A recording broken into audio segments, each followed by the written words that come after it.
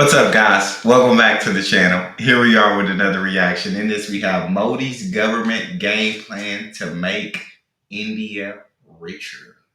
Before we dive in, if you guys happen to enjoy, please don't forget to smash subscribe, give the video a thumbs up, and let's get right to it. Happiness through curiosity on TRS Clips.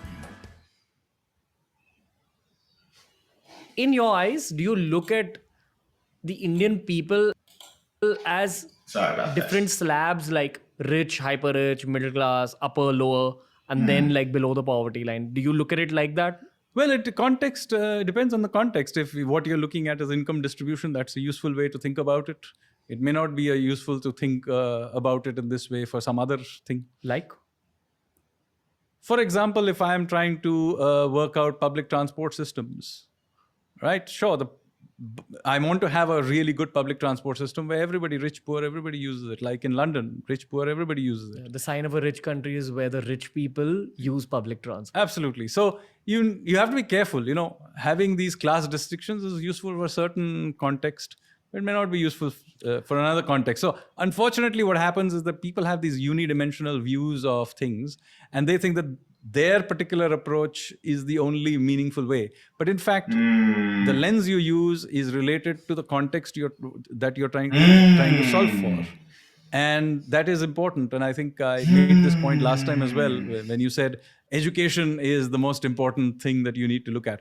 And I corrected you and said, no, education is one thing that you need to look at. Health is another thing. Infrastructure is another thing. Defense is another thing. Yeah. After all, India built one of the greatest universities in the world in Nalanda, right? But if you don't invest in defense, what happens? You've discovered it gets sacked and all the library got burnt. Dang, that's facts. That's facts. You have to, that's just one thing to focus on. He's right. You have to focus in so many different areas and categories. But I love the fact that he pointed out basically you can give the same problem to 5 different people, and those 5 people will all come up with different solutions, and they will all think that their solution is the way, like it is the solution. And so that is very interesting. And so while people may have different solutions of solving a problem, I wouldn't say that one is necessarily better than or worse than the other. I would say they're looking at the problem from a different lens, from a different perspective. And so you got to understand their perspective to understand why they chose that solution. That makes sense. Love that you said that. Because we like to live in this bit of victim mentality, play that, oh, look at a great library, it got burnt. Yeah. But you need to understand what went wrong as well. Absolutely. You cannot have these dimensional views. And that's why I said governance in general and economics in particular is about dividing your limited resources so that you maximize the output in different dimensions. That's why it's difficult, because you're maximizing in multiple dimensions. And obviously you have limited information, and in sometimes you are making arbitrary choices. But because it's this moving, messy beast, that's why it's a hard subject. The reason I brought up income brackets was because we spoke about becoming the 3rd largest economy, etc. I would assume that when you're talking about a country becoming a larger economy, it basically means, when you boil it down to a very simple sentence, you're making people richer. That's what I am assuming. Yes, average. So now let me explain 2 things. One is you wanted a sense of the economy as it is today, and then I will explain about what we will do with this growth.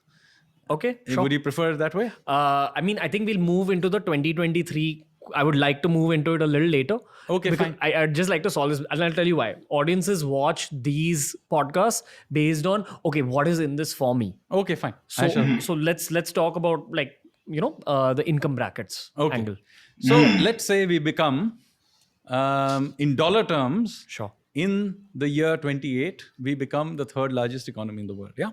Okay. Now, let me point out one thing right in the beginning, that in purchasing power terms, we are already the world's 3rd largest economy. Because remember, prices are different in different countries. So since prices of most things are cheaper here, if you adjust for it, we are already the world's 3rd largest economy. But in pure, hard dollar terms, we will be the world's 3rd largest economy about in the year 2027, 28. Yeah. Now what happens is that means that the pool of income or that is generated by the whole economy is now much larger. Now, that doesn't mean that everybody gets the same amount of income. There are richer people who get more, and there are poorer people who get less. But still, if you have a larger pot and you allow for this growth to happen, first of all, by nature of the flow of things, more people have more money, right? The number of poor have got diminished because there's more money sloshing around. Now, that doesn't mean that the poor, there will still be some people, and a big country that will definitely be true, who still need some support, right? Now, what do you do about it? Now, there are different ways to deal with this. One way, which is a common way, particularly in the West, is to think about this in terms of relative income and inequality. That is typically the way they think about it. And so they'll say, there are too many billionaires, there are so many 100,000 poor, we should redirect this money to that. Now, first of all, that causes two problems. No matter how much money these few billionaires have, if you divide it among hundreds of millions of people, it'll vanish. Doesn't help. Yeah. Secondly, you'll mess up the incentive structure of the economy. And why would anybody try to generate high growth if you do this beyond the point? So and that was the thing when they talked about that. I get that in a sense of, yeah. It's like if you're gonna say you can only make this amount of money, and then the rest of it is gonna be like heavily taxed once it gets past a certain point. It's like it doesn't incentivize you to make it past that point. You want to go right under that point because the rest is going to be, if your money is then heavily taxed once you cross a certain point, you don't want to go past that point. But at the same time, I also do understand that the wealth disparity inside of this country is absolutely insane. It's ridiculous. It has to be solved. There has to be, we have to come to a solution we have to come forward with a solution, because there are way too many people that are just absolutely like, that have nothing that aren't going to eat today. They're not going to eat today. They're not going to get a drink of water today. They will be sleeping on cold, hard ground. Like, there has to be something we can do to help them. Don't come to me. I don't have the answers. There has to be something. So it's a very difficult situation to juggle with, to balance. You can do it only up to a point. You can have higher taxes on the rich up to a point and redistribute. Yeah, so that's one point. way of doing it.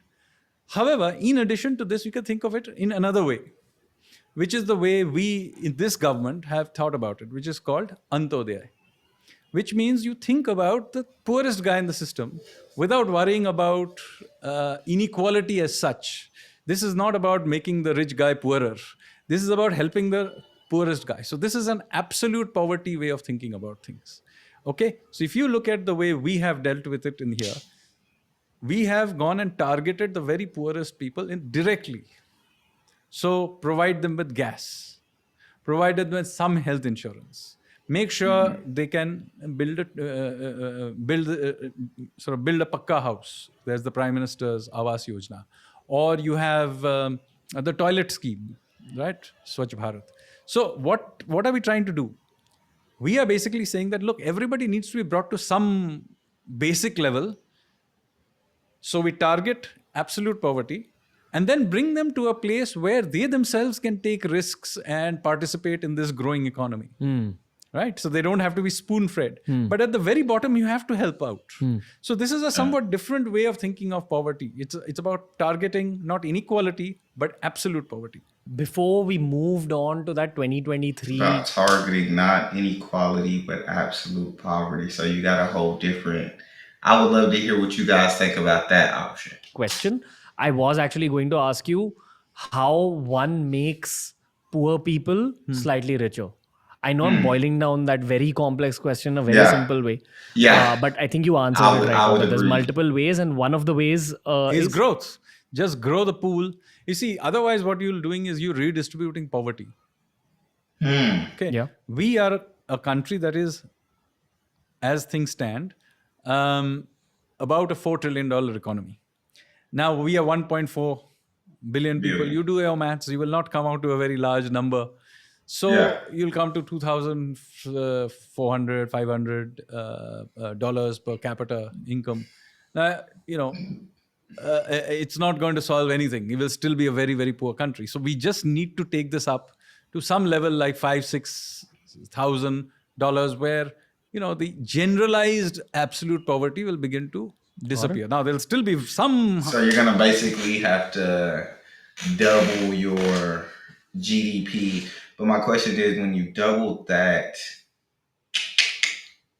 well, no, if you double your GDP and you take people's pay from 2,500 to 5K, I don't know what the rate of inflation will be. I don't know what all that growth, yeah, will have with inflation or what prices will be. But I mean, still, even with a bit of inflation, people will be doing a lot better.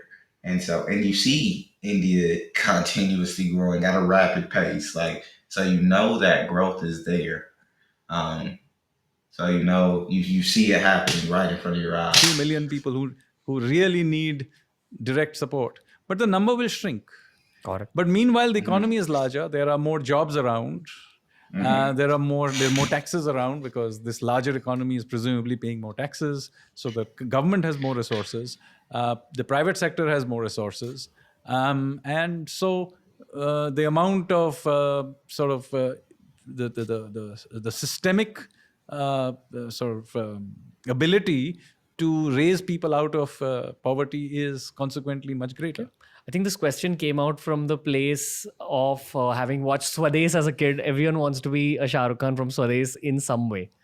Especially when it comes to India, you want to go and help the underprivileged. Every person watching this podcast as well, and I'm 100% sure that's effectively how you look at yourself in some ways also. Mm-hmm. Well, one has to be very careful not to be patronizing. I certainly want to want to make a contribution to helping the country's economy grow bigger and generate jobs and so on. But this somewhat patronizing Okay. sort of view of Swadesh. I went there and helped the poor. I am always Mm-hmm. suspicious of this somewhat NGO-ish Okay. approach to economic development. Okay. In the end, Mm. what you want is an economy that is generating real jobs and not I get charity. that. And so I would Mm. say whether it's the big, whether it's a small startup that is trying to innovate something and employing a whole bunch of Yeah. young people to do something new, or a large company, whether it's the Tatas Yeah. or I do think charity is important though in the sense of charity. I think it's important for that to for you to personally have that on your heart. For you to have extra to give and for you to have it on your heart and be willing and able to give, like that's a beautiful thing to me. Yeah, it's not gonna change the lives of like everybody. There's still gonna be people who suffer, who go through poverty, who who don't eat for the day. That hurts to even say. Um, but you're gonna change the lives of many, right? If we all opened our hearts and gave what we were able to give. I just think about what a different world this would be. But instead, we like to hoard, store, be just have an overabundance of it that you couldn't spend if you tried. That's when it's like you could be making that money. Money's not everything, but money's a tool that can make such a difference in so many lives. And you have so much of it that at a certain point, the you have it anymore isn't going to change your life. Why would you not want to help people?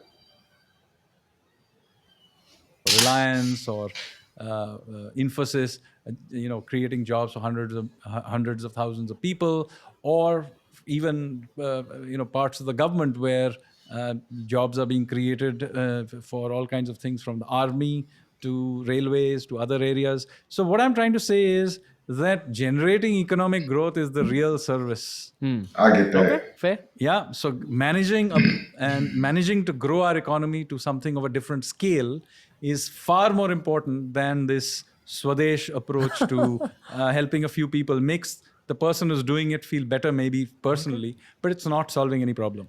Every time you disagree with me, it's always kind of the same disagreement, that don't look at it with a myopic point of view. It's Yeah. much wider than that. Yes. Okay. Oh Which is yeah. also probably why I enjoy speaking to you so much. One, disagreements lead to better conversations. And two, you have a very wide spectrum of things that you do. So if you enjoy this video, subscribe to TRS Clips for more. I think I get where he's coming from. It's a much bigger issue, and you going to help a few people. He said, "Is it going to solve this problem?" But where I disagree, and I feel like he's just kind of underestimating people in a sense. And that's not to disrespect him at all, because I think what he said was amazing. He sounds absolutely very knowledgeable. I think, man, you being willing to go and give and help those who don't have, who are less fortunate than you never know who you're helping. You never know if your act of service is going to inspire the next person to do an act of service that's going to inspire the next person, or if the person that you're helping is going to grow to somehow solve world hunger. You don't know that. And I'm not saying give for that reason. I'm saying give because you hate seeing people suffering. Give because you have an overabundance. Give because they need and you have. Like, just let it be out of the goodness of your heart, not in a sense I could be feeding the next genius. But that is where I disagree with him. Is although you're not making a difference to the entire country by helping a person, you're making it all the world a difference to that person, and that person may be capable of, because of your help, because of maybe having the right opportunity, because of maybe you bless them to be able to seek an education, maybe you bless them to be able to eat for the next year, and that was a stress they didn't have to worry about. Maybe that person has the time to go and then figure out solutions that could really change the country or change the world. And although you're not the one doing all it, because you found it in your heart to help someone, indirectly you help change the lives of them. I feel like you gotta remember that. That's all we have. If you guys enjoyed, please don't forget to subscribe, give it a thumbs up.